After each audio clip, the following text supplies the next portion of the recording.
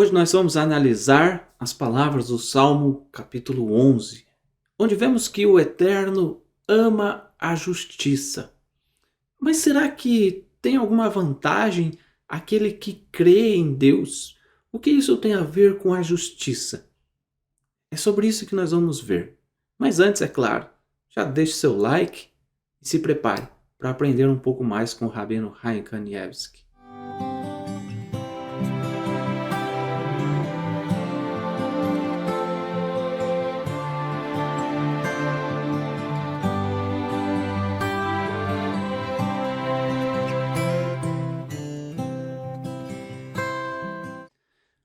Olá meus amigos, Shalom Aleichem, sejam todos bem-vindos mais uma vez ao canal da Sinagoga Havat Chesed.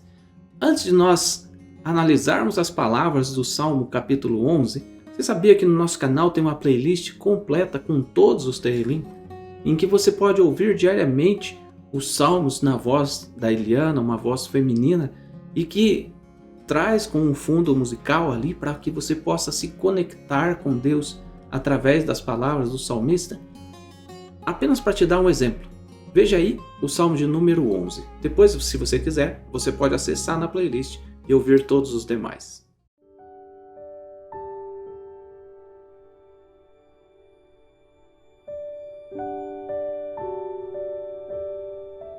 Salmo 11. Ao mestre do canto, um salmo de Davi. No Eterno eu me refugio.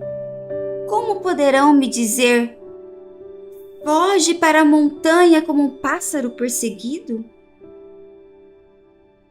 Vede que os ímpios vergam seus arcos e posicionam suas setas, para das sombras dispará-las contra os íntegros.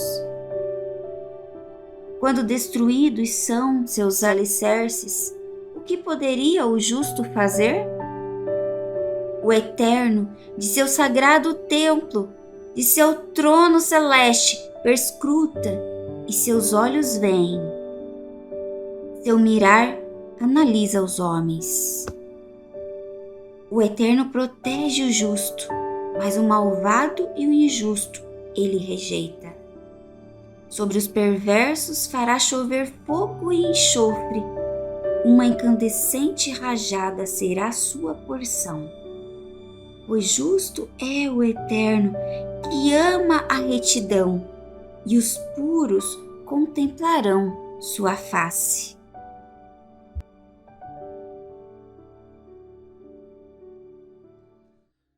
Nesse pequeno salmo, claro, em outra versão nós vamos ler, usamos a versão revista e atualizada.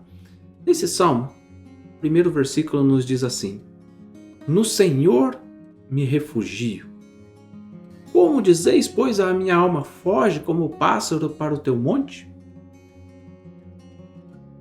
Como todos sabem, nós temos usado esse livro aqui, o livro do Rabino Chaim Kanievski. Não foi ele quem escreveu, mas é o livro com as citações, com os ensinos do Rabino Chaim Kanievski dentro dos Salmos. Ele nos ensina algo muito interessante nesse primeiro verso. Existe um aspecto em hebraico importante acerca da nossa fé. Em hebraico, o termo bitachon, indica fé e confiança. Mas o termo isayon, refere-se a um aspecto muito mais forte, que significa certeza absoluta, segurança, convicção plena. Então, bitachon tem a ver com fé e confiança em Deus, mas Risayon tem a ver com convicção absoluta, a fé na sua plenitude, segurança completa em Deus. E é disso que está falando o primeiro verso desse salmo. Lamnatzer le Davi Padonai. O termo que é usado aqui é Hassiti. Hassiti de Isayon. No Senhor me refugio. Davi expressa aqui Deus como o seu refúgio mais seguro, mais pleno. Olha que lição que a gente já tem no primeiro verso, Será que Deus tem sido o nosso refúgio mais pleno, mais seguro? Quando você está angustiado, você busca alguém ou você busca a Deus como sua fonte de segurança plena, com convicção? E aí eu te pergunto, será que nós podemos desenvolver a nossa fé a tal ponto, chegar nesse ponto de ter a fé completa como o rei Davi? Porque nos momentos mais difíceis é que nós mostramos a nossa fé em Deus, quanto nós confiamos. E é disso que fala a sequência do Salmo. Davi expressa aqui no versículo 4 já assim: o Senhor está no seu santo templo. Nos céus tem o Senhor o seu trono. Seus olhos estão atentos e as suas pálpebras sondam os filhos dos homens. Quando a gente lê esse verso aqui, a gente observa claramente: o Senhor está no seu santo templo. Nos céus tem o Senhor o seu trono. Então aqui já deixa: Deus está no céu, seu santo trono, ou seja, do céu Deus observa todas as coisas. Os seus olhos estão atentos, Deus está atento. As suas pálpebras sondam os filhos dos homens. O que a gente percebe? Se ele presta atenção aos filhos dos homens, claramente ele presta atenção especial aos seus servos, os tzadikim, os justos. Na página 24 de um outro livro chamado Orchos Yosher, é onde o Rabino Chaim Kanievsky expressa, ensina, dá conselhos para as pessoas para viverem uma vida de Torá comprometida, uma vida comprometida com a Torá. Ele escreve que esse tratamento especial de Deus, de ter os seus olhos voltados aos tzadikim, aos justos, ele é facilmente percebido, mesmo na geração que a gente vive hoje. Deus tem olhos especiais para os seus tzadikim. No salmo anterior, salmo capítulo 10, vou deixar aqui no card, nós já falamos para vocês sobre a humildade do Rabino Chaim Kanievsky. E ele relata aqui como Deus tem um olhar especial para os seus filhos, para os seus tzadikim. E aí ele traz uma história em que ele conta que uma vez tinha um jovem estudioso da Torá, obviamente, né? Estudioso da Torá, um Talmid Chacham, que devotava boa parte do seu tempo ao estudo da Torá. E ele tinha as aulas na yeshiva, na parte da manhã, na parte da tarde. Ele também tinha dificuldades financeiras, ele era muito pobre. Tão pobre que ele não tinha dinheiro nem sequer para comprar um despertador. Aí o Chaim Kanievsky conta que um dia esse jovem estava absorvido nos estudos da manhã, achou maravilhoso ali, e ele estava ainda mais ansioso pelo estudo da tarde. O estudo começava às 3:30 da tarde. E ele, depois do estudo da manhã, em que ele desgastou muito a sua mente, aprendeu, estava maravilhado, aquele jovem pega e fala: eu preciso tirar um cochilo, vou descansar um pouco, mas eu não quero perder a aula da tarde. E como ele não tinha dinheiro para ter um despertador, ele orou a Deus. E na oração ele pedia: Senhor, que o Senhor permita que eu possa acordar às 3:30 para poder assistir esse shiur da tarde com a mente mais voltada, com o vigor renovado ali, com a mente pronta para absorver o conhecimento que vem da Torá. E aquele jovem deita e ele simplesmente apaga de tão cansado que estava. Quando era 3:29, entra uma pequena mosca no quarto, fazendo seu zumbido. E a mosca pousa sobre o rosto daquele jovem, fazendo com que ele desperte. Era Deus que tinha enviado. E a partir daí, todos os dias, aquele jovem, depois do shiur da manhã, deitava um pouquinho para renovar suas forças, e às 3:29 vinha a mosca e entrava para que 3:30 o jovem tivesse despertado. Você pode acreditar que isso é apenas um midrash, mas seus próprios familiares expressam que tratava-se dele mesmo, Chaim Kanievski, um jovem que era pobre e que depois do almoço ele descansava, vinha uma mosca e se deitava sobre o rosto dele, repousando sobre o rosto dele, com o toque da mosca e com o zumbido que a mosca fazia. Ele acordava no horário certo para o estudo da tarde. Na Brit Hadashah tem um conselho de Kefas HaShaliach, o apóstolo Pedro, quando ele fala assim: humilhai-vos, pois, sob a poderosa mão de Deus, para que ele, em tempo oportuno, vos exalte, lançando sobre ele toda a vossa ansiedade, porque ele tem cuidado de vós. 1 Pedro, capítulo 5, versículos 6 e 7. Deus tem cuidado de nós. Muitas vezes a gente passa o dia, passa a vida preocupado com muitas coisas, como Yeshua fala ali no dia que ele foi à casa de Marta e Maria. Ele fala: Marta, Marta, estás preocupada com muitas coisas. Às vezes a gente está preocupado com muita coisa e a gente perde o essencial: orar a Deus, pedir para Deus, ter uma relação com Deus. E às vezes Deus se revela a nós em simples detalhes do nosso dia a dia. Talvez você tenha um testemunho a respeito disso. Se você quiser compartilhar conosco, deixa aqui nos comentários o seu testemunho de como Deus cuida de você. E Chaim Kanievski nos mostra que uma simples mosca pode representar o cuidado de Deus. E o apóstolo Pedro nos ensina: Deus tem cuidado de nós. O próprio salmista, o próprio rei Davi nos diz, no Salmo capítulo 4, versículo 8, um versículo muito interessante. Ele fala: em paz me deito e logo adormeço, porque só tu, Senhor, me fazes viver em segurança. Aprenda a desenvolver um relacionamento de tzadik, de temor a Deus, de confiança em Deus, e você vai ver que Deus age na sua vida, porque Ele está atento a cada minuto na vida e no proceder dos seus tzadikim, dos seus pios, dos seus justos. Com isso, a gente pode deitar em paz e dormir, porque Deus tem cuidado de nós. Mas o Salmo não termina aqui. No versículo 5 do Salmo capítulo 11 nos diz assim: o Senhor põe à prova ao justo e ao ímpio, mas ao que ama a violência a sua alma o abomina. Deus quer provar os seus justos.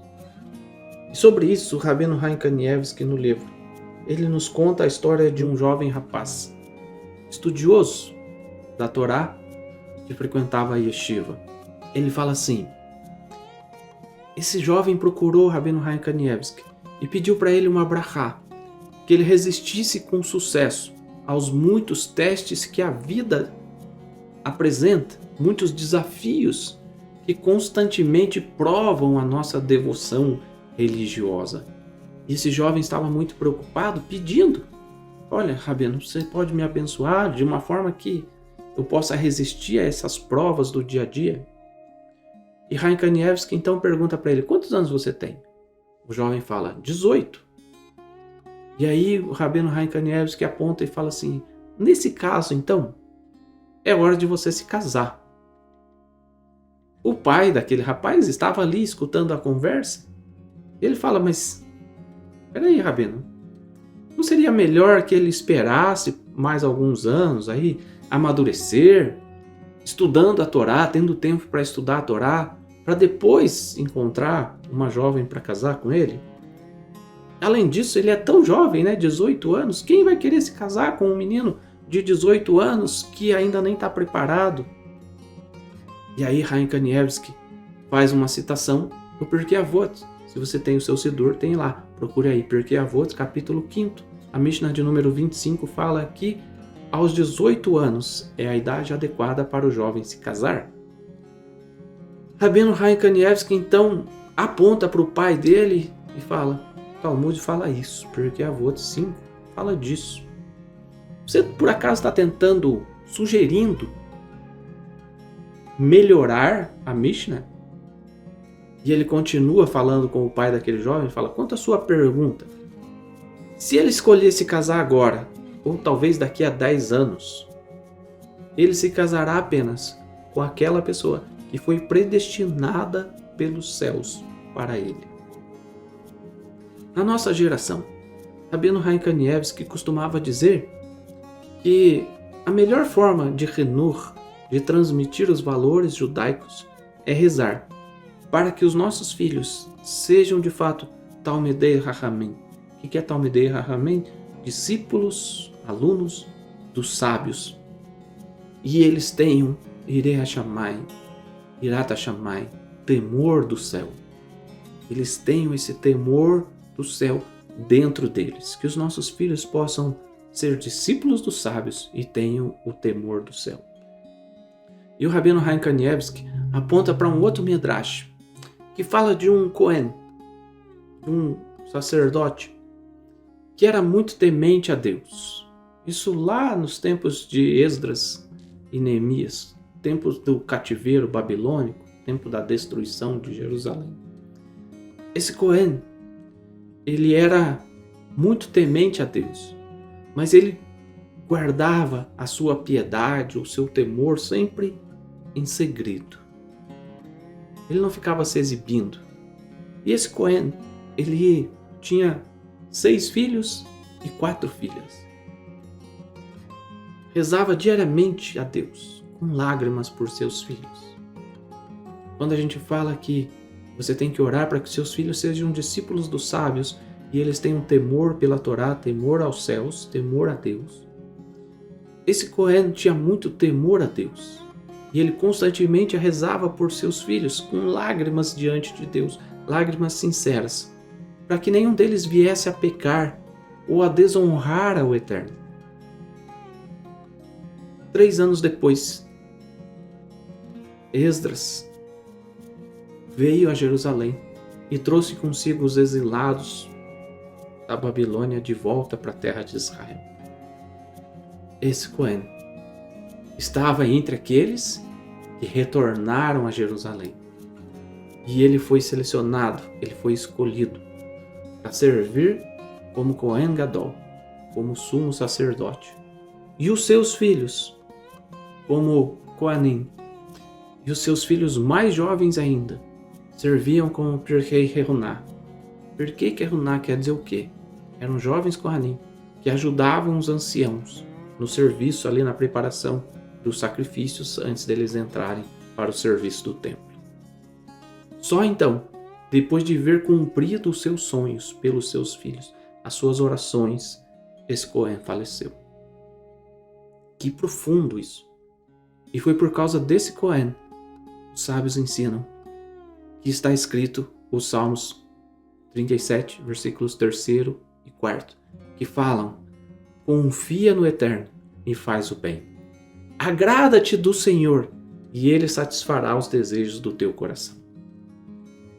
Quando nós temos piedade, quando nós temos temor, Irat Shammai, quando nós oramos a Deus e quando nós colocamos esse nosso temor a Deus, orando pelos nossos filhos, para que eles possam se aproximar do Eterno dia após dia, Deus permitirá que nós tenhamos o mérito, talvez igual a esse Cohen do Midrash, o mérito de vermos nossos filhos exercendo o sacerdócio no Beit HaMikdash. Quem sabe nós não sejamos tão grandes, mas tenhamos o mérito de ver os nossos filhos agindo como tzadikim que servem verdadeiramente ao Eterno.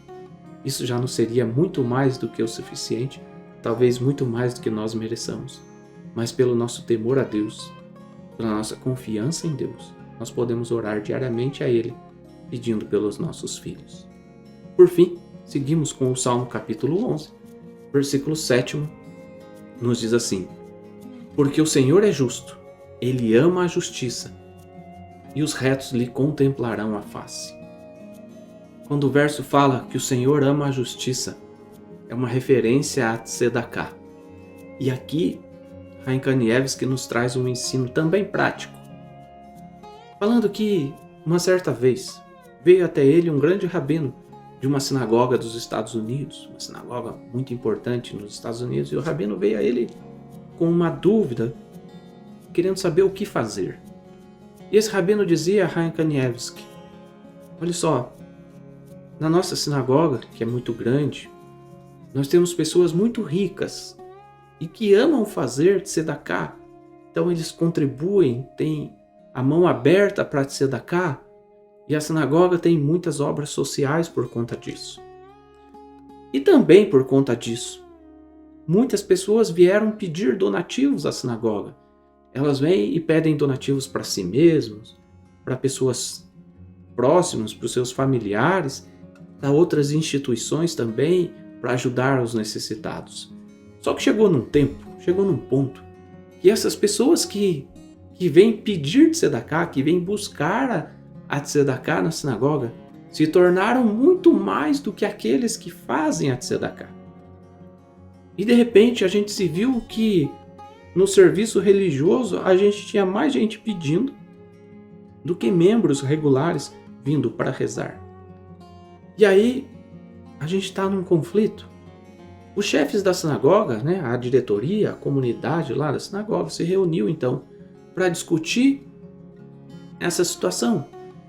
E a gente optou por estabelecer uma série de regras para ajudar a organizar as coisas. E assim eliminar também problemas com pessoas que vêm se aproveitar da sinagoga, se aproveitar da bondade da sinagoga, da tzedakah. Talvez você passe pelo mesmo conflito em situações menores. Quando você faz tzedakah, por exemplo, você já parou para pensar, será que essa pessoa vai usar o dinheiro para comprar comida ou para beber? Será que essa pessoa vai usar o dinheiro que eu estou dando para comprar alimentos ou para usar droga? Já passou por isso?